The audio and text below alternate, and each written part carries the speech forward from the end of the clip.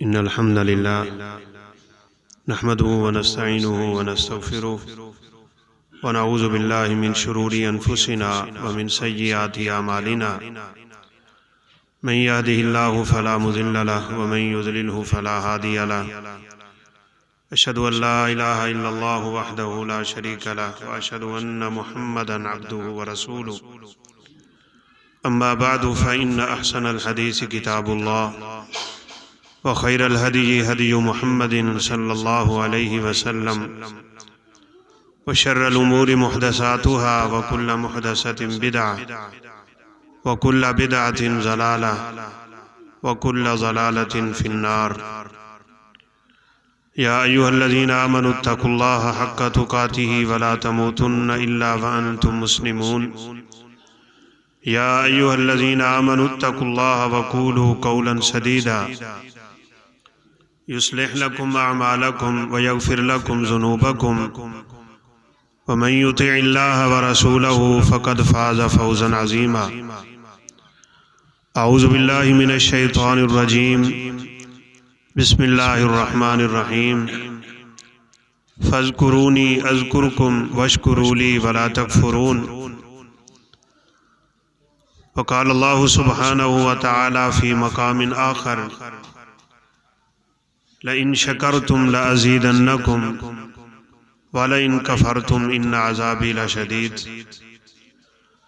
رب اشرح لي صدري ويسر لي أمري واحلل عقدة من لساني يفقهوا قولي رب زدني علما سبحانك لا علم لنا إلا ما علمتنا إنك أنت العليم الحكيم۔ اللہ رب العزت کی صفات عالیہ میں سے ایک بہت بڑی صفت شکور ہے۔ اللہ رب العزت انسان کے کیے ہوئے اعمال کی بڑی قدر کرتا ہے۔ وہ بڑا قدردان رب ہے۔ اس کے لیے اگر انسان چھوٹی سی نیکی بھی کر لے تو وہ اس کی اتنی قدر کرتا ہے کہ رسول اللہ صلی اللہ علیہ وسلم نے ایک مثال سے ہمیں یہ بات سمجھا دی۔ آپ صلی اللہ علیہ وسلم نے فرمایا، لوگوں جانتے ہو یہ جو تم ایک کھجور صدقہ کرتے ہو یہ کہاں جاتی ہے؟ تو صحابہ کرام رضوان اللہ علیہ مجمعین نے فرمایا وہ فقیر کے ہاتھ میں جاتی ہے۔ تو آپ نے فرمایا نہیں، وہ فقیر کے ہاتھ میں جانے سے پہلے تمہارے رب کے ہاتھ میں جاتی ہے۔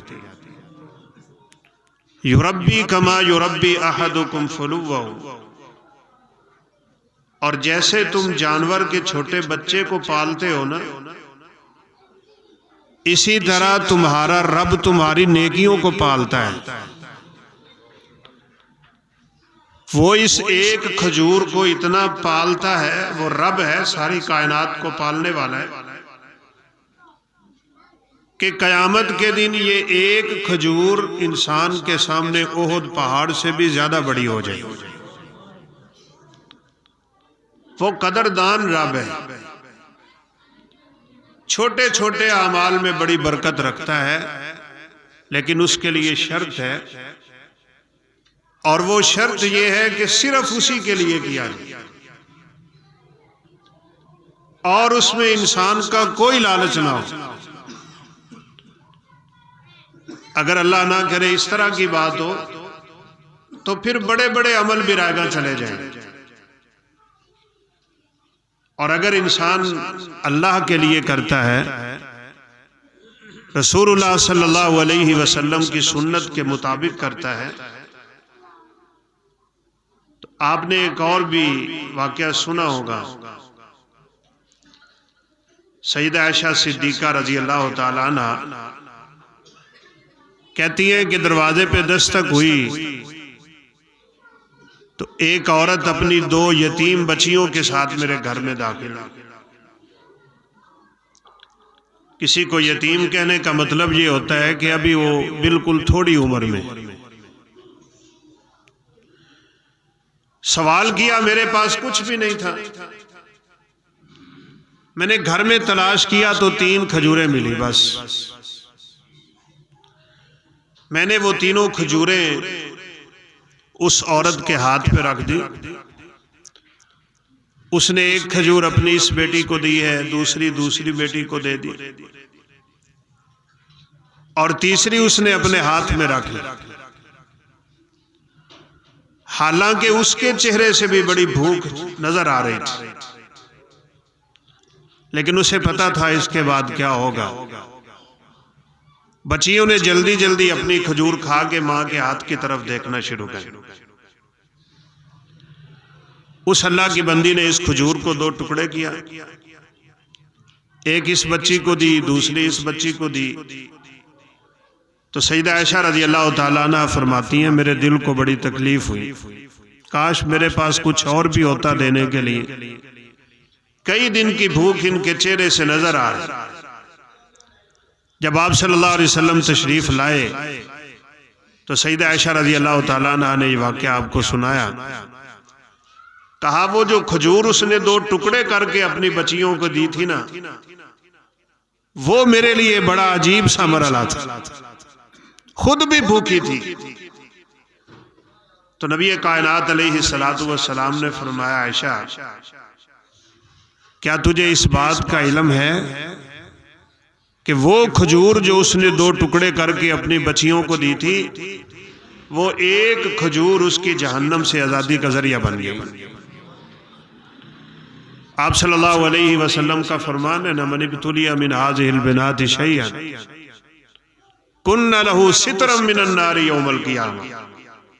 بیٹیوں والے بیٹھے ہو، فرمایا جس انسان کو اللہ بیٹی کی وجہ سے آزمائش میں ڈال دے، اور عمومی طور پہ یہ بات سامنے آتی ہے نکاح کے بعد،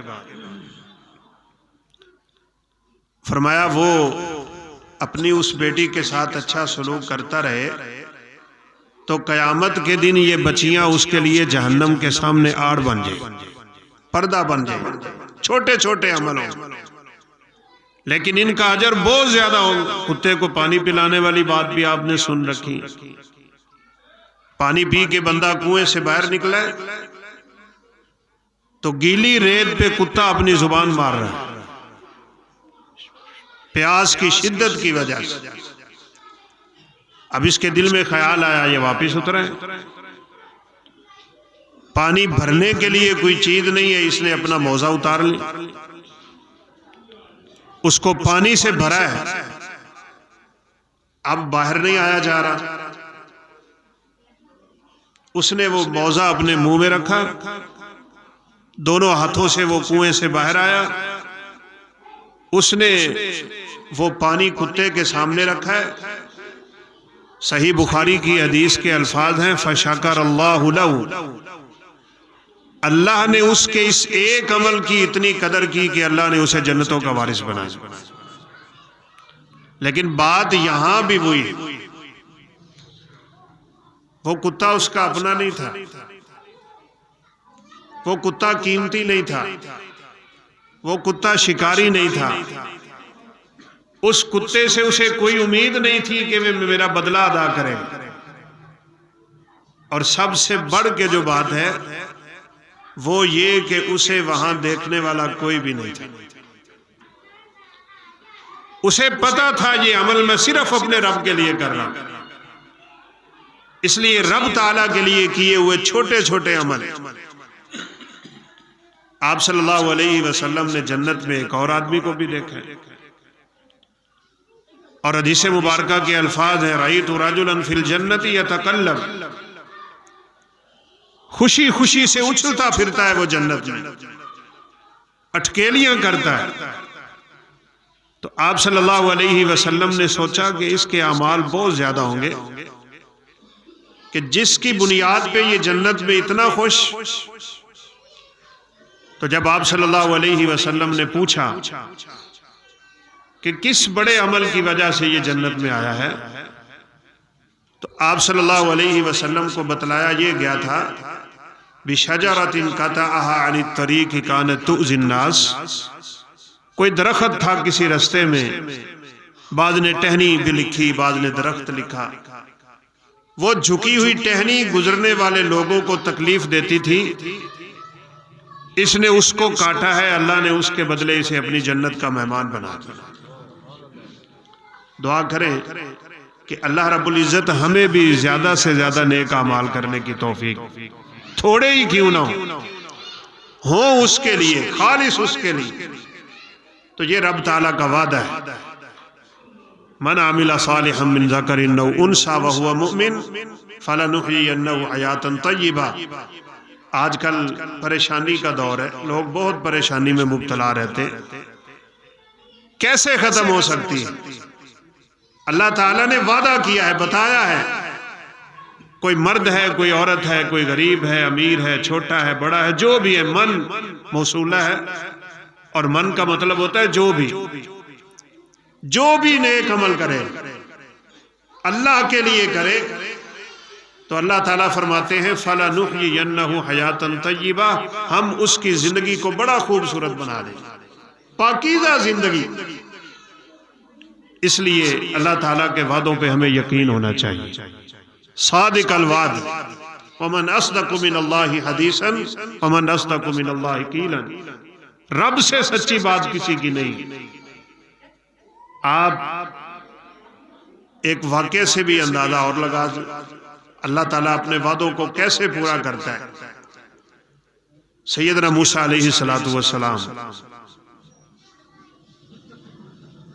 ماں کے پیٹ میں ہیں، اور والدہ کو یہ خطرہ لاحق ہوا کہ اس بچے کو قتل کیا جائے۔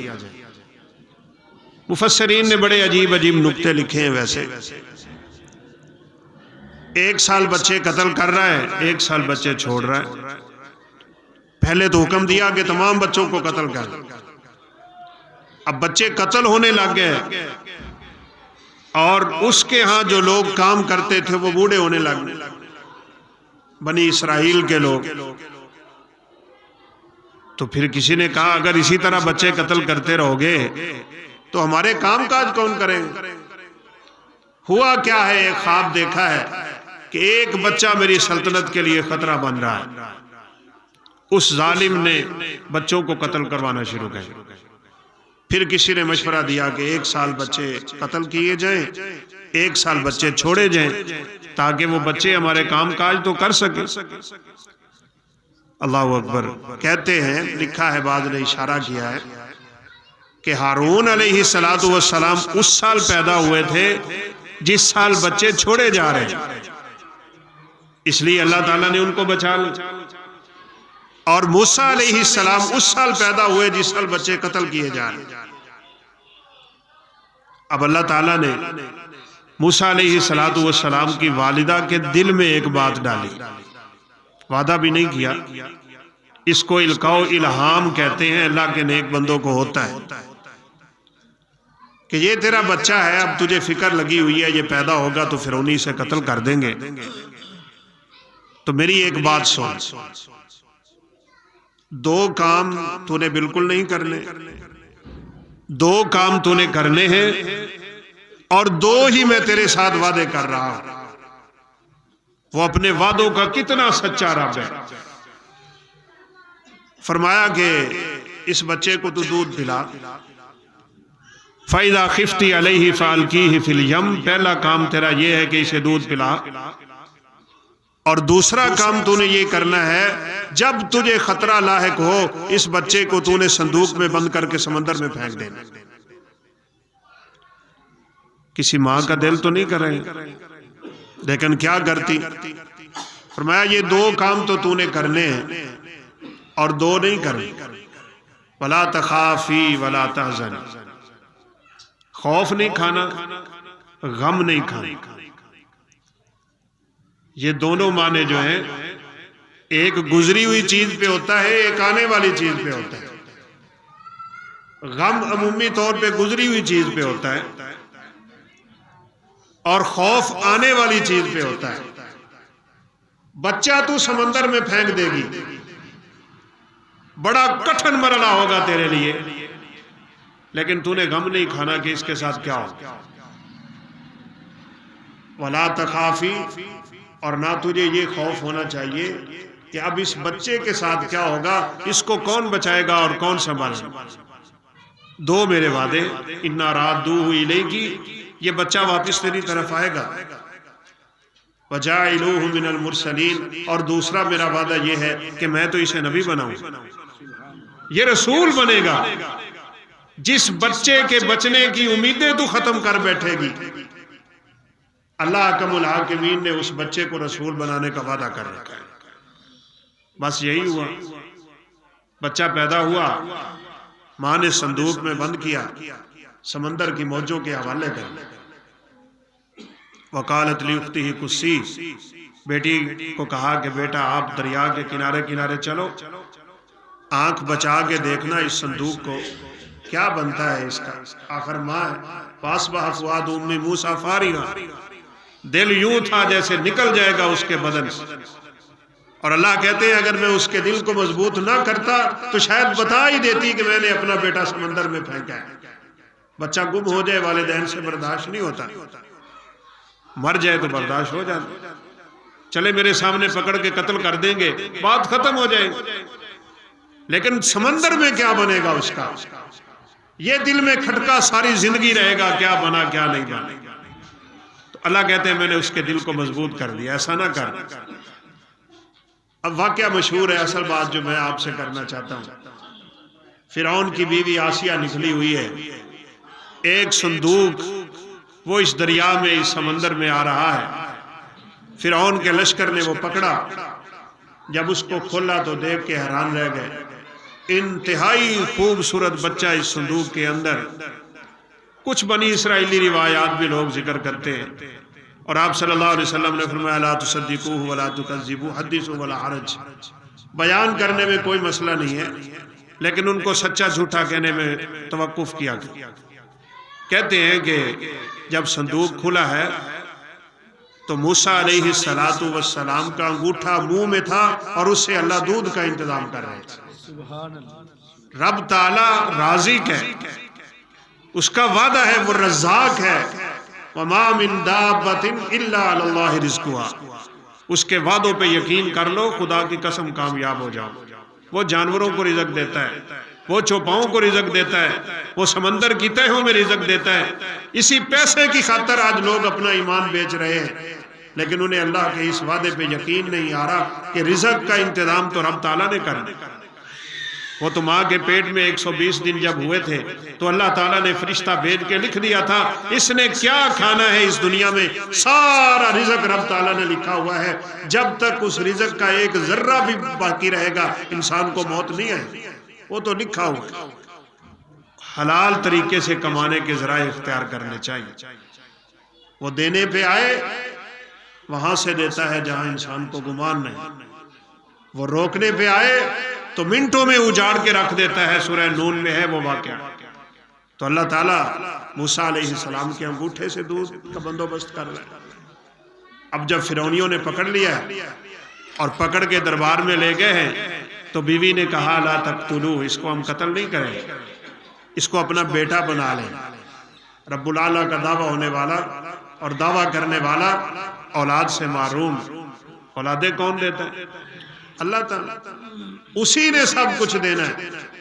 لا مانع لما آتیت ولا معطی لما منعت. وہ دینے پہ آئے کوئی روک نہیں سکتا، وہ روکنے پہ آئے تو کوئی دے نہیں سکتا. یہ یقین ہونا چاہیے ہمارا. رب تعالیٰ کے وعدے سچے. اب کہا قتل نہیں کریں گے، ٹھیک ہے نہیں کریں گے. تھوڑی دیر گزری ہے، بچے کو بھوک لگ گئی، رونے لگ گئے موسیٰ علیہ السلام. اب پورے مصر سے دائیوں کو بلایا جا رہا ہے، بڑی نفیس عمدہ ترین عورتیں. فرعون کہہ رہا ہے میرے بچے کو دودھ پلانے کے لیے آؤ. اپنا بچہ بنائی بیٹا. اللہ تعالیٰ کہتے ہیں وحرمنا علیہ المراضع. آخر میں نے اپنا وعدہ بھی تو پورا کرنا تھا. میں نے عورتوں کا دودھ موسیٰ علیہ السلام پہ حرام کر دیا، کسی عورت کا دودھ نہیں پیا. بڑی بڑی خوبصورت اور عمدہ نفیس ترین دائیاں نہیں پیا دودھ۔ اب بیٹی موسیٰ علیہ السلام کی بہن کیا کہتی ہے؟ کہنے لگی هل ادلکم علی اہل بیت یکفلونہ وہم لہ ناصحون، میں ایک گھر بتا دوں، مجھے لگتا ہے اس عورت کا دودھ یہ پی لے گا۔ ویسے یقین کریں بڑی ہنسی آتی ہے، وہاں کوئی ہمارے جیسا بھی بیٹھا ہوتا نا، بالکل سادہ سا بندہ، اس نے بھی پوچھ لینا تھا تو کون ہے، تیرا اس سے کیا تعلق ہے، تجھے اس گھر کا کیسے علم ہے؟ لیکن میری ایک بات آپ اچھی طرح نوٹ کر لیں، شرک کرنے والے انسان کا دماغ اللہ ختم کر دے، عقل ماری ہوئی ہوتی ہے مشرک کی، پتہ ہی نہیں چلتا اسے میں کیا کر رہا ہوں، ماری عقلوں والے ہوتے ہیں۔ تو جلدی سے کہنے لگے ہاں بتاؤ، کہا فلاں جگہ پہ گھر ہے، آپ اس کو بلائیں۔ اللہ اکبر۔ جب موسیٰ علیہ السلام کی والدہ کے کان میں خبر پڑی کہ میرا بیٹا فرعون کے دربار میں ہے اور وہ فرعون کے دربار میں رہ کے اپنی زندگی گزارے گا اور مجھے بلایا جا رہا ہے دودھ پلانے کے لیے، تو جو ہی ماں نے اپنے بچے کو چھاتی سے لگایا، اللہ تعالیٰ کہتے ہیں میں نے اپنا پہلا وعدہ پورا کر دیا۔ فَرَدَدْنَاهُ إِلَىٰ أُمِّهِ كَيْ تَقَرَّ عَيْنُهَا، کر اپنی آنکھیں ٹھنڈی، تیرا بیٹا آ گیا ہے تیری گود میں، ہمارا وعدہ پورا ہو گیا۔ رسول اللہ صلی اللہ علیہ وسلم نے فرمایا، اچھا بعد نے یہ بھی اشارہ کیا ہے، فرعون نے کہا کہ آپ آیا کریں گی، میرے بچے کو دودھ پلایا کریں گی، میں آپ کو اس کا بدلہ اور عوض اور اجرت دیا کروں گا۔ تو ماں جی نے کہا میرے پاس اتنا وقت نہیں ہوتا ہے۔ کہا چلے نہیں ہوتا تو یہ سارے کا سارا شاہی لباس، شاہی ماحول، یہ میرا تیرے گھر تک جائے گا، تو میرے بچے کو لے جا، وہاں دودھ پلاتی رہے، میں وہاں بیٹھے تجھے اجرت عطا کرتا رہا۔ نبی کریم صلی اللہ علیہ وسلم کا فرمان سنیے، آپ نے فرمایا میرے امتی کی مثال موسیٰ کی ماں کی مثال۔ اللہ وہ ہر حال میں اللہ سے اجر پاتا ہے، اسے دکھ پہنچ جائے صبر کر کے اجر پا لیتا ہے، اسے خوشی پہنچے تو شکر کر کے اجر پا لیتا ہے، وہ رہتا ہی رب تعالیٰ کے ہاں ہر وقت اجر ہی اجر میں۔ اور جس بندے کو اللہ ایمان کی دولت نصیب کر دے، بس یہ باتیں یاد کریں، سیکھیں، اس سے بہتر کائنات میں کوئی نہیں۔ اس کا سونا بھی عبادت ہے، اس کا بولنا بھی عبادت ہے، اس کا سوچنا بھی عبادت ہے، اور آپ سن کے حیران ہوں گے اس کی خاموشی بھی عبادت ہے، وہ چپ کر کے بیٹھا ہے پھر بھی عبادت۔ رسول اللہ صلی اللہ علیہ وسلم کا فرمان، امام ترمذی رحمۃ اللہ علیہ اس کو لائے، آپ نے صحابہ سے پوچھا تھا جانتے ہو قیامت کے دن میزان حسنات میں بھاری بھاری نیکیاں کون ہوں گی؟ ویسے تو بڑی مشہور حدیث ہے جس پہ امام بخاری رحمۃ اللہ علیہ نے اپنی صحیح بخاری کو ختم کیا، کلمتان حبیبتان الی الرحمن ثقیلتان فی المیزان خفیفتان علی اللسان سبحان اللہ وبحمدہ سبحان اللہ العظیم۔ یہ دو کلمے ترازو میں بڑے بھاری ہوں، اور چلتے چلتے میں یہ بات کرتا چلا جاؤں، قیامت کے دن جو ترازو لگے گا نا، اس ترازو میں مجھے بھی تولا جائے گا، آپ کو بھی تولا جائے گا، جن صحیفوں پہ فرشتے نیکیاں بدیاں لکھ رہے ہیں ان کو بھی تولا جائے گا، اور انسان کے عملوں کو بھی تولا جائے گا۔ کیسے خوش نصیب ہوں گے وہ لوگ، اور کیسے بد نصیب ہوں گے وہ لوگ جن کے وہاں ترازو نیچے اوپر ہو رہے ہیں۔ رسول اللہ صلی اللہ علیہ وسلم نے فرمایا ایک بڑا موٹے جسم کا مالک، فربا جسم والا انسان، موٹا تازہ، جس کو ہم اپنی زبان میں ہٹا کٹا کہتے ہیں، اس کو اٹھا کے اللہ کے ترازو میں جب رکھا جائے گا، اس کا وزن مکھی کے پر کے برابر بھی نہیں ہوگا۔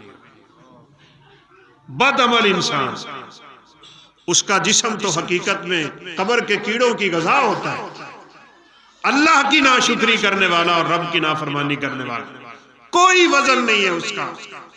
اور اس کے مقابلے میں روایت بیان کی جاتی ہے، رسول اللہ صلی اللہ علیہ وسلم نے عبداللہ بن مسعود رضی اللہ تعالیٰ عنہ سے مسواک کے لیے کہا تھا، درخت پہ چڑھے مسواک توڑنے کے لیے، پتلی باریک پنڈلیاں، نحیف سا جسم تھا ان کا، ہوا چلی تو پنڈلیوں سے کپڑا ہٹا، صحابہ باریک پنڈلیاں دیکھ کے مسکرانے لگ گئے۔ تو آپ صلی اللہ علیہ وسلم نے فرمایا اتعجبون من ساک ابن مسعود، وہ ابن مسعود کی باریک پنڈلیاں تجھے تعجب میں ڈال رہی ہیں؟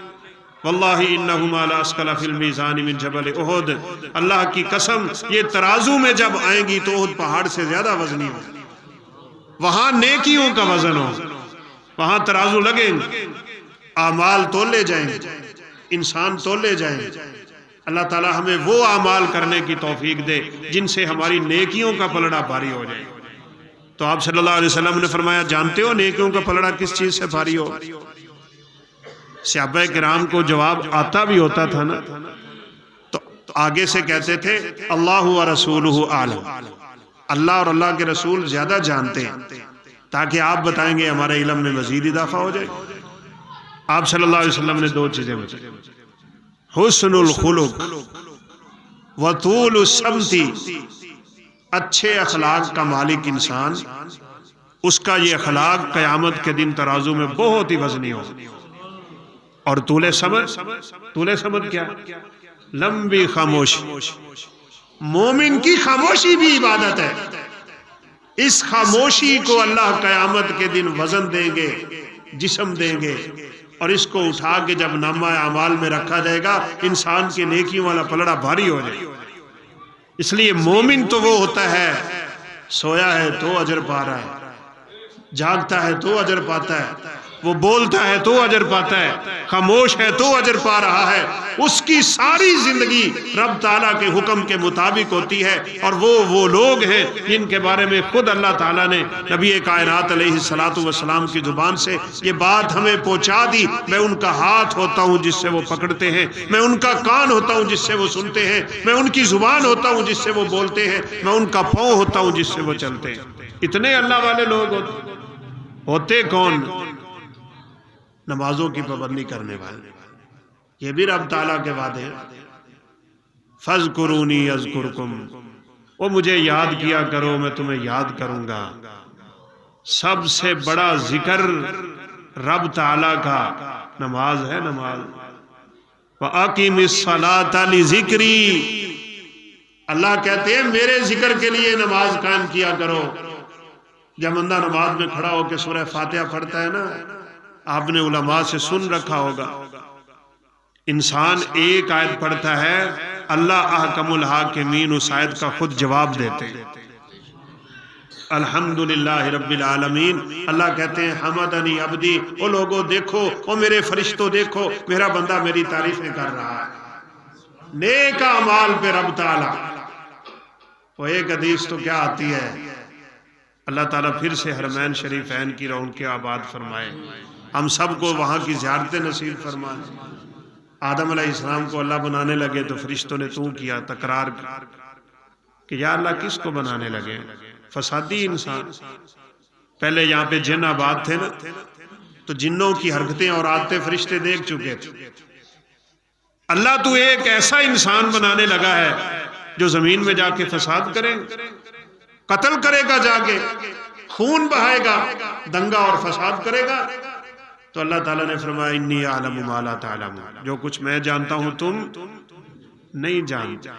فرشتے تو بڑی قدر والی مخلوق ہے نا، لیکن خدائے ذوالجلال کی قسم ہے، جو بندہ اپنے آپ کو اللہ کی نیکیوں میں ڈھال لیتا ہے، رب تعالیٰ کا بندہ بن جاتا ہے، اس کے 24 گھنٹے کے معمولات دائرہ اسلام کے اندر آ جاتے ہیں، وہ اپنی مرضی چھوڑ دیتا ہے، گناہوں سے بچ جاتا ہے، سوچ اپنی اچھی رکھتا ہے، فکر اور اعمال اچھے رکھتا ہے، ذکر کرنے والی زبان رکھتا ہے، فکر کرنے والا دل رکھتا ہے، بدن اس کا عمل کرنے والا ہوتا ہے، وہ بندہ رب ذوالجلال کی قسم ہے فرشتوں سے بہتر بن جاتا ہے۔ فرشتوں سے بہتر ہے انسان بننا، مگر اس میں لگتی ہے محنت زیادہ۔ علماء عقیدہ نے اپنی عقیدہ کی کتابوں میں باقاعدہ بحث کی، انسان افضل ہیں یا فرشتے افضل؟ تو نتیجہ جو اس بحث کا ہے میں آپ کے سامنے رکھ دیتا ہوں کہ موجودہ وقت میں تو فرشتے افضل، کیونکہ انسان جتنا مرضی نیک ہو اس سے کوئی نہ کوئی کمی کوتاہی ہو ہی جاتی ہے، سوائے انبیاء کرام علیہم السلام۔ اس وقت تو فرشتے عبادت میں لگے ہوئے ہیں۔ وہ پہلا درس ہمارا اس مسجد میں ہوا تھا، وہاں اس بات کا تذکرہ کیا۔ رسول اللہ صلی اللہ علیہ وسلم نے فرمایا میں جب معراج پہ گیا ہوں، 7 آسمانوں پہ میں نے 4 انگلی کے برابر جگہ نہیں دیکھی جہاں کوئی فرشتہ اللہ کی عبادت نہ کر رہا۔ اطت السما، وہ 4 پائی پہ بیٹھنے سے جو اس کی چیخ سی نکلتی ہے نا، چرچراہٹ کی آواز نکلتی ہے، آپ صلی اللہ علیہ وسلم نے فرمایا آسمان چرچرا رہا ہے، کس لیے؟ فرشتوں کے وزن کی وجہ سے۔ اور عجیب تر بات یہ ہے، جو فرشتہ قیام میں اللہ کی عبادت کر رہا ہے، وہ جب سے پیدا ہوا قیام میں کھڑا ہے، وہ قیامت تک قیام میں کھڑا رہے گا۔ سجدے والا سجدے سے سر نہیں اٹھائے گا قیامت تک، رکوع والا رکوع سے نہیں اٹھے گا۔ جس حالت میں جو فرشتہ رب کی عبادت کر رہا ہے وہ قیامت تک کرے۔ پھر تھوڑی سی بات کرنا پڑتی ہے، وہ اتنی جرتوں والے، اتنی ہیبتوں والے، اتنی طاقتوں والے، اتنی تعداد والے، وہ پوری کائنات میں سب سے زیادہ مضبوط مخلوق ہیں، جن سے رب تعالیٰ نے آسمان بنوائے، زمینیں بنوائیں، جن سے اللہ اپنا نظام چلواتا ہے۔ رزق پہ رب نے فرشتہ لگا رکھا ہے، بادلوں پہ رب نے فرشتہ لگا رکھا ہے، بارشیں فرشتے کی تھرو اللہ تعالیٰ زمین پہ بھیجتا ہے، اس لیے جمع کے صیغے قرآن میں آتے ہیں۔ نبی صلی اللہ علیہ وسلم نے فرمایا ایک فرشتہ ہے جس کے ہاتھ میں ایک کوڑا ہے، وہ بادلوں کو مارتا ہے، پھر ان کی گرج کی آواز پیدا ہوتی ہے، اسی کے حکم سے، حکم تو رب کا ہوتا ہے، چلانے والا وہ فرشتہ ہوتا ہے۔ سارا دنیا کا نظام اللہ ان فرشتوں سے چلا رہے ہیں، قوت اور ہیبت حد سے زیادہ رکھنے والے ہیں۔ آپ صلی اللہ علیہ وسلم نے فرمایا تھا اللہ مجھے کہہ رہے ہیں میرے فرشتوں میں سے ایک فرشتے کی خبر ان لوگوں کو دے دو، بتاؤ ان کو میرے فرشتے کس طرح کے ہیں۔ آپ نے فرمایا وہ فرشتہ حملۃ العرش میں سے ہے، اللہ کے عرش کو اٹھا کے کھڑا ہے۔ آپ نے فرمایا میں نے اس کو دیکھا، اس کے کان سے لے کے اس کے کندھے تک کا فاصلہ 700 سال کا فاصلہ ہے۔ کوئی ہمارے تصور میں بات آ سکتی ہے؟ 700 سال کا فاصلہ فرشتے کے کان کی لو سے کندھے تک، جس نے اللہ کے عرش کو اٹھایا ہوا۔ ہم لوگ پڑھے لکھے بالخصوص جو سکولوں کالج یونیورسٹیوں کے بیچارے ہوتے ہیں، وہ اس طرح کے معاملات کو اپنی عقل پہ پرکھتے ہیں، کیسے ممکن ہے یہ، کیسے ممکن ہے؟ تو ان کی عقل کے ترازو بگڑ جاتے ہیں۔ ہماری عقل کی جو مثال ہے نا وہ ترازو کی مثال ہے۔ یہ چھوٹے چھوٹے الیکٹرانک جو ترازو آئے ہوئے ہیں، تھوڑا سا وزن تولتا ہے، آپ اس پہ بڑی چیز رکھ دیں خراب ہو جائے گا۔ اگر رب تعالیٰ کے اس نظام کو صرف اپنی عقل پہ پرکھو گے تمہاری عقل کا ترازو خراب ہو جائے گا، پھر بات سمجھ نہیں آئے گی۔ رب تعالیٰ کا عرش کیا ہے ہم سوچ سکتے ہیں؟ نبی کریم صلی اللہ علیہ وسلم کے فرمان کے مطابق وہ کرسی جس کا تذکرہ ہم آیت الکرسی میں کرتے ہیں، وسع کرسیہ السماوات والارض، اس کی کرسی زمین و آسمان سے بڑی، نکل سکتا ہے کوئی آسمان کے کنارے کے نیچے سے؟ صرف ایک آسمان کی بات ہے جس کو ہم آسمان دنیا کہتے ہیں، اللہ کہتے ہیں دکھاؤ نکل کے اس کے نیچے سے۔ وہ کرسی اللہ تعالیٰ کے قدموں میں پڑی، جو کرسی زمین و آسمان سے بڑی، تو اس کائنات کی سب سے بڑی مخلوق اللہ کا عرش ہے، رب العرش العظیم۔ اس لیے جو شخص اپنی دعا میں رب کو اس کے عرش کا ہی واسطہ دے، یا اللہ تو عرش عظیم کا مالک ہے، نبی صلی اللہ علیہ وسلم نے فرمایا اللہ اس کی دعا کو رد کرتے ہی نہیں، اس نے اللہ کو اس کی عظیم صفت کا واسطہ دے دیا ہوا۔ تو وہ عرش اللہ کے عرش کو پکڑ کے کھڑا ہے، کتنا مضبوط ہوگا وہ فرشتہ، کتنی طاقت والا ہوگا وہ فرشتہ۔ اور آپ کو یاد ہو اگر کسی نے وہ درس سنا، آپ صلی اللہ علیہ وسلم نے فرمایا اسرافیل، اس کو میں نے دیکھا جس کو اللہ تعالیٰ نے صرف ایک کام کے لیے پیدا کیا ہے، بس اس کا اور کوئی کام نہیں ہے۔ کیا کرنا ہے اس نے؟ جب اللہ کا حکم ہوگا قیامت قائم کرنے کا، اس نے پھونک مارنا ہے۔ فرشتے نے کیا کرنا ہے؟ اس نے پھونک لگانا ہے کس چیز میں؟ ونفخ فی الصور، قرآن میں اس کو سور کہا گیا، اس کا ترجمہ بوق کیا جاتا ہے اور ہمارے ہاں اس کا ترجمہ سینگ کر دیتے ہیں۔ یہ جیسے توتیاں نگارے والے ہوتے ہیں منہ پہ رکھ کے بجاتے ہیں، اس کے منہ پہ ہے، اس نے بجانا ہے۔ بجانا کب ہے؟ جب قیامت قائم ہونی ہے۔ قیامت کب قائم ہونی ہے یہ صرف اللہ جانتے ہیں، لیکن وہ رب تعالیٰ کے حکم کی تعمیل میں آپ نے فرمایا میں نے اسے دیکھا، اس نے وہ بوق اپنے منہ پہ رکھا ہوا تھا، اس کو نیچے جھکایا ہوا تھا، اس کی چہرہ نیچے ہے، نظریں اس کی اوپر ہیں، کان اس کا اللہ کی طرف لگا ہوا ہے، وہ رب کے حکم کا انتظار کر رہا ہے۔ جو ہی اللہ حکم دیں گے وہ ایک آواز نکالے گا، اس میں صرف پھونک مارے گا، اس میں دنیا میں جتنے لوگ ہوں گے اس آواز کے روب کی وجہ سے ان سب کے دل پھٹ جائیں گے، لوگ مر جائیں گے۔ فرشتے کی آواز نہیں برداشت ہوگی۔ اور فرشتوں نے اٹھایا تھا نا قوم لوط کو، لڑکے لڑکوں سے برا عمل کرتے، تو نبی کریم صلی اللہ علیہ وسلم نے فرمایا فرشتے نے اپنی انگلی پہ اٹھا لیا پوری بستی، اس میں پہاڑ بھی تھے۔ آپ نے فرمایا اتنا قریب کیا تھا اس نے اٹھا کے آسمانوں کے کہ آسمانوں والوں نے ان کے کتوں کے بھونکنے کی آوازیں سن لی تھی، وہاں سے پلٹ کے مارا اس کو، اوپر سے پتھروں کی بارش کا وَأَمْطَرْنَا عَلَيْهِمْ مَطَرًا فَسَاءَ مَطَرُ الْمُنذَرِينَ۔ اتنی طاقتوں والے فرشتے، وہ تو اللہ کی نافرمانی نہیں کرتے، تصور نہیں ہے ان میں نافرمانی کا۔ وہ فرشتہ جس نے پھونک مارنا ہے اتنا فرما بردار، جب سے پیدا ہوا ہے اس نے یہاں رکھا ہوا ہے، نیچے جھکایا ہوا ہے، چہرہ نیچے ہے، نظریں اوپر ہیں، کان اللہ کے عرش کی طرف لگائے ہوئے ہیں، تو ایک بات کی جا سکتی ہے نا، وہ نیچے رکھ دے بوق کو کہ جب اللہ تعالیٰ حکم دے گے اٹھا کے پھونک مار دوں گا، لیکن اس کے اندر تو اتنی بھی جرت نہیں ہے۔ ہمارے ہاں اتنی جرتیں کیوں ہیں رب کی نافرمانی کی؟ حیثیت کیا ہے انسان کی؟ ہماری وقت کیا ہے؟ ہم دھوکے میں مبتلا ہو گئے کہ میں بڑی چیز۔ اس وہم کو اور اس زوم کو اپنے دماغ سے نکال، پھر اللہ کا ملاحقمین اپنے وعدے پورے کرے، نافرمانوں سے اس کے اور وعدے، فرما برداروں سے اس کے اور وعدے۔ اللہ ہمیں ان سچے وعدوں کی تکمیل کی توفیق نصیب فرمائے۔ یہ بندہ اللہ کا ہے بھی بڑی عزت والا، بڑی عزت والا ہے، خدا کی قسم اشرف المخلوقات ہے، لیکن جب گرتا ہے تو اللہ کہتے ہیں یہ کتوں اور خنزیروں سے بھی نیچے گرتا ہے، شر الدواب، جانوروں سے گر جاتا ہے یہ، پھر اسفل السافلین بھی یہی ہے، سب سے ذلیل مخلوق بھی یہی بنے گا۔ اس لیے اپنے آپ کو سنبھالنے کی ضرورت ہے۔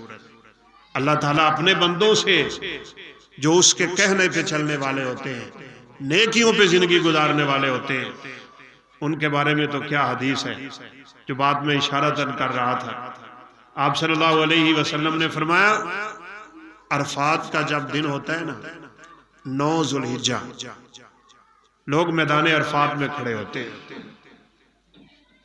اللہ تعالیٰ یہ منظر ہم سب کو دکھائے اور بار بار دکھائے۔ کوئی کالا گورا عربی عجمی امیر غریب بڑا چھوٹا کوئی تمیز نہیں، ایک طرح کا لباس، ایک طرح کی آواز، ایک ہی تلبیہ، ایک ہی پکار، ایک ہی میدان، ایک ہی رب، ایک رسول، ایک دین، توحید کا درس وہاں بڑی خوبصورتی سے نظر آتا ہے۔ کوئی کسی کو نہیں جانتا یہ کون ہے کون نہیں ہے، بے وقتہ انسان ہوتا ہے وہاں پہ، لباس تک اتار کے وہی مردوں والا لباس پہن کے رب کے سامنے کھڑا ہوتا ہے۔ یا اللہ میرے ہاتھ کھڑے ہو گئے، میں تو اپنے آپ کو مردہ بنا کے تیرے سامنے پیش ہو گیا ہوں۔ اس حالت میں جب انسان اپنی میں ختم کر دیتا ہے اور سجدہ کرتا ہے نا میدان عرفات میں، خدا کی قسم ہم نے دیکھے اپنے ساتھی، ہم نے دیکھے ایسے ایسے غریب ترین لوگ جن کے وہاں پہنچنے کی کوئی امیدیں نہیں تھی، لیکن رو رو کے اپنے رب کو منایا۔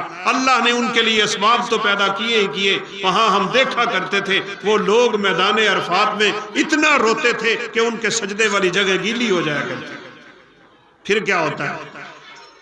ینزل ربنا عشیۃ عرفہ، شام جب ڈھلتی ہے نا، شام عرفہ کی، جس وقت حاجیوں نے میدان عرفات کو چھوڑ کے آگے مزدلفہ کی طرف نکلنا ہوتا ہے، کیا مایا ناز اور شاندار حدیث.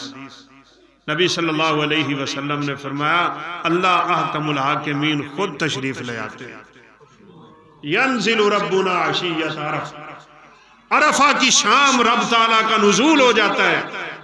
اللہ فرشتوں کو بلا لیتے ہیں، آؤ ادھر، جس کے بارے میں تم کہتے تھے یہ فساد کرے گا، جس کے بارے میں کہتے تھے یہ قتل و غارت اور خون خرابہ کرے گا، جاؤنی شوسن غبرن، دیکھو ان کے سر مٹی سے بھرے ہوئے، پراگندہ بال ان کے، کیسے لباس ان کے، کہاں سے آئے، کیسے اکٹھے ہوئے، بتاؤ یہ یہاں کھڑے ہو کے کیا فساد کر رہے ہیں، کیا کہہ رہے ہیں، یہ کیا مانگتے ہیں، یا اللہ یہ تجھ سے تیری جنت کا مطالبہ کرتے ہیں، یہ تجھ سے تیرے عذابوں سے پناہ مانگ رہے ہیں. اللہ رب العزت کہتے ہیں گواہ رہنا، میں نے پورے کے پورے مجمع کو معاف کر کے اپنی جنتوں کا وارث بنا دیا. وہ قدر کرتا ہے، بڑی قدر کرتا ہے، لیکن بندہ رب کا ہونا چاہیے، اس کے حکموں سے باہر نہ جائے. خدا کی قسم یہ 4 دن کا تماشا جو زندگی اور کچھ نہیں ہے، اس سے ہم دھوکہ کھا گئے. کئی دفعہ میں نے یہ باتیں بتائی ہوئی ہیں. اللہ تعالیٰ بس ہمیں عمل کی توفیق نصیب فرما دے. آپ کے سامنے بھی ہے، ہم اپنی زندگی میں مشاہدہ کر رہے ہیں. بندہ بیٹھا ہے، اللہ کے پاس چلا گیا، ہنے تو میرے کو اٹھ کے گیا ہے، ہنے دی گل ہے. یہ پچھلے دنوں ہم ایک جنازے پہ شریک تھے، تو ساتھی بتانے لگے کہ اٹھے ہیں، نماز پڑھی ہے، بیوی نے کہا بیٹھے میں دودھ لے کے آتی ہوں، بیٹھے ہیں دودھ کے انتظار میں اور اللہ کے پاس پہنچ. یہ زندگی ہے، لیکن ہم دھوکے میں مبتلا ہو گئے. وغرتہم الحیات الدنیا، دنیا کی زندگی نے ان کو دھوکے میں ڈال رکھا ہے. اس لیے انسان اپنے رب کو بھلا بیٹھتا ہے، رب کے وعدوں کو بھلا بیٹھتا ہے. مت بھلائیے اپنے رب کے وعدوں. اس دنیا اور دنیا کے جھنجھٹ سے اور یہ مال و دولت کے غرور اور تکبر سے اور اس کے نشے سے اپنے آپ کو بچا لیں اور اپنے آپ کو اپنے رب کی طرف مائل کریں اور چلیں اللہ کے رستے پہ. پھر خدا کی قسم رب ہمارے اعمال کی بڑی قدر کرے، اپنے وعدے بھی پکے کرے. موسیٰ علیہ السلام کو رب تعالیٰ نے ماں کو دے دیا، بڑی بات مشہور ہے. پھر بڑے ہوئے، فرعون کے ساتھ اختلاف ہوا، فرعونیوں کا ایک بندہ مر گیا. وہاں سے نکلے مدین کی طرف اور کوئی پتہ نہیں تھا کہاں جانا ہے. مدین پہنچ گئے، مشہور واقعہ ہے، بچیوں کی بکریوں کو پانی پلایا تھا. پھر انہی میں سے ایک بچی کے ساتھ نکاح ہو گیا. اس بچی کو 8-10 سال بکریاں چلا کے موسیٰ علیہ السلام نے حاصل کیا تھا. ایک وقت کا نبی، جاتے جاتے بڑے درس ہے ان سب کو میں. خدا کی قسم اللہ نے بڑا قرآن میں معجزے رکھے ہوئے ہیں. قرآن کہتا ہے فَسَقَا لَهُمَا ثُمَّ تَوَلَّى إِلَى الظِّلِّ، موسیٰ علیہ السلام نے بچیوں کی بکریوں کو پانی پلایا اور پھر اپنا چہرہ موڑ کے ادھر ایک درخت کے سائے کے نیچے آ کے بیٹھ گئے. سن لیجئے کیا فائدہ ہے یہاں پہ، کیا نکتہ ہے یہاں پہ، کیا فائدے کی بات ہے یہاں پہ. غیر محرم بچی پہ کبھی نظریں نہ دوڑائیں، اپنی نظر کی حفاظت کریں. رسول اللہ صلی اللہ علیہ وسلم نے فرمایا آنکھیں زنا کرتی اور آنکھوں کا زنا دیکھنا، ہاتھ زنا کرتے ہیں اور وہ زنا پکڑنا، پاؤں کا زنا چلنا ہے. انسان کے وجود کے یہ حصے زنا میں مبتلا ہو جاتے. اپنی نظر کی حفاظت کرنی چاہیے. ہاں فرمایا لک الاولی ولیست لک الثانیہ. آخر رستے میں انسان جا رہا ہے، نظر اٹھی کسی غیر محرم پہ پڑ گئی، یہ اللہ نے معاف کر دی. اب جہاد کر اپنے آپ کے ساتھ، دوبارہ نظر نہ اٹھا. لیست لک الثانیہ، اس مصیبت سے اپنے آپ کو بچا لے. نبی صلی اللہ علیہ وسلم نے فرمایا اللہ اس بندے کے دل پہ سفید نقطہ لگا دیتا ہے، اور جب سفید نقطہ لگتا ہے تو برائی کی وجہ سے لگا ہوا کالا نقطہ ختم ہو جاتا ہے. بچ گیا گناہ سے، گناہ کا موقع ملا لیکن بچ گیا. اور ایک اور بڑی فائدے کی بات ہے، ہمارے معاشرے میں اور بڑی بیماری، میں بات اختتام کی طرف لے چلوں. موسیٰ علیہ السلام نے ان کے ساتھ نیکی کر کے اپنا چہرہ کیوں موڑ لیا؟ ہمارے لیے یہ سبق ہے. کسی کے ساتھ دنیا میں نیکی کرو نا تو پھر اس کی زبان سے شکریہ کے لفظ بھی سننے کی امید نہ رکھو. اپنے رب کے لیے کرو، بس اسی کو راضی کرنے کے لیے کرو. اس لیے چہرہ ادھر موڑ لیا، کاش ہمارے اعمال بھی ایسے بن جائیں، ہم تو تانا دینے پہ آ جاتے، تینوں وہ گل بھول گئی ہے جدو تو انج سی تے میں انج کیتا سی، ہن تیرے تیور ہی بدل گئے۔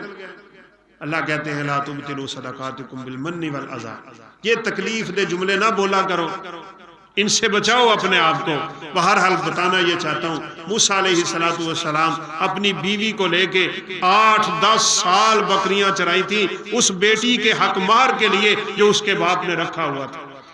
یہاں بھی بڑے فائدے کی بات، کیا تھا اس لڑکی میں جس کے لیے موسیٰ علیہ السلام 10 سال بکریاں چراتے پھرے؟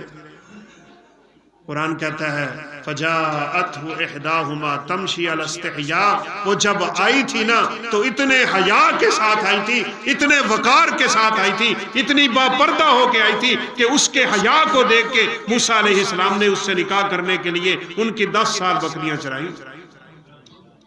بیٹیاں ایسی تلاش کرو، حیا والی ہو، پردے والی، بچہ با اخلاق اور ایماندار تلاش کرو۔ اپنی بیوی کو لے کے واپس آ رہے ہیں، رستے کا تو علم ہی نہیں۔ وَاذْكُرْ رَبَّكَ إِذَا نَسِيتَ، رستہ بھولو تو رب کو یاد کرو، وہ سارے رستے واضح کر دے گا۔ جا رہے ہیں، جنگل سے گزر ہو رہا ہے، رات کا وقت ہے، سما ہے، دونوں میاں بیوی ہیں، سردی کا موسم، تو دور دیکھتے ہیں ایک آگ جل رہی۔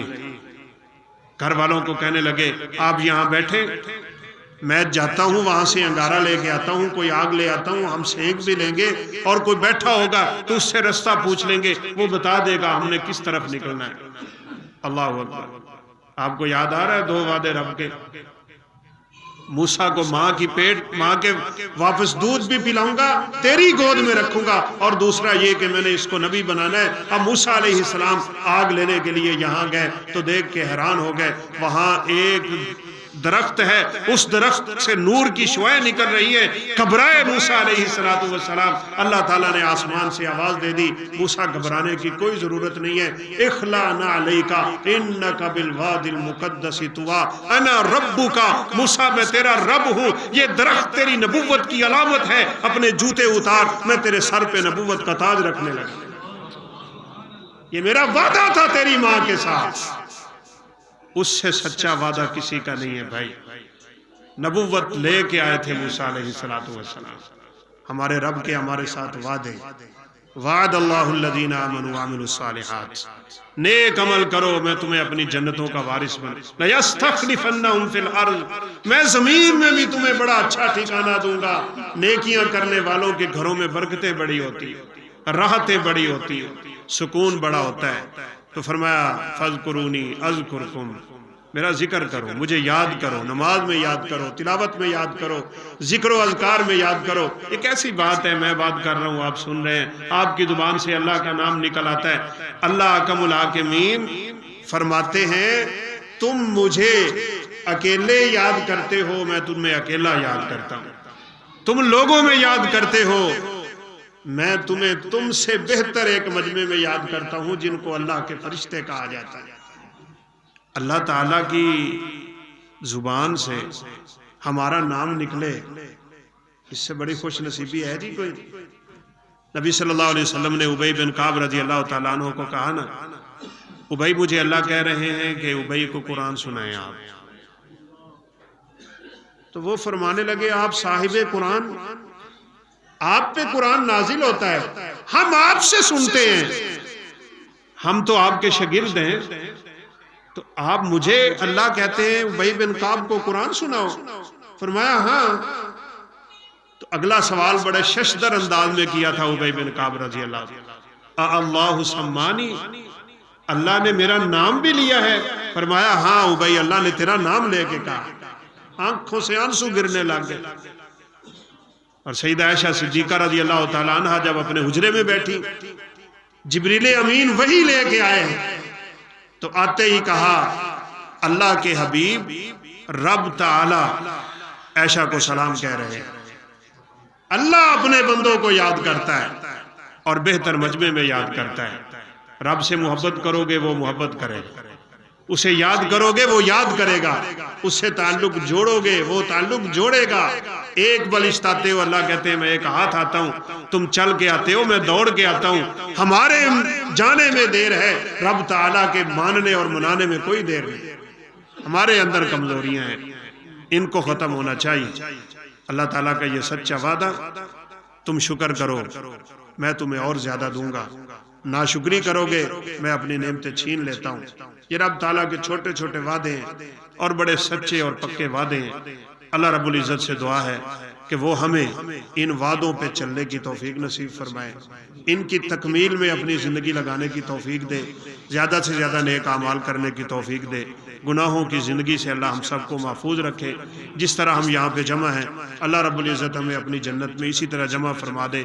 جن لوگوں نے یہ پروگرام کا انعقاد کیا، جنہوں نے بات سنائی، جنہوں نے سنی، اللہ رب العزت سب کے نیک اعمال کو قبول فرمائے، صدقہ جاریہ اور ذخیرہ آخرت بنائے، اور روز قیامت میزان حسنات میں اضافہ فرما دے۔ اللہ تعالیٰ آپ کا بیٹھنا، آپ کا سننا اپنی بارگاہ میں قبول و منظور فرمائے، اور ہم سب کو اللہ ان باتوں پہ عمل پیرا ہونے کی توفیق نصیب فرمائے۔ وآخر دعوانا الحمدللہ رب العالمین۔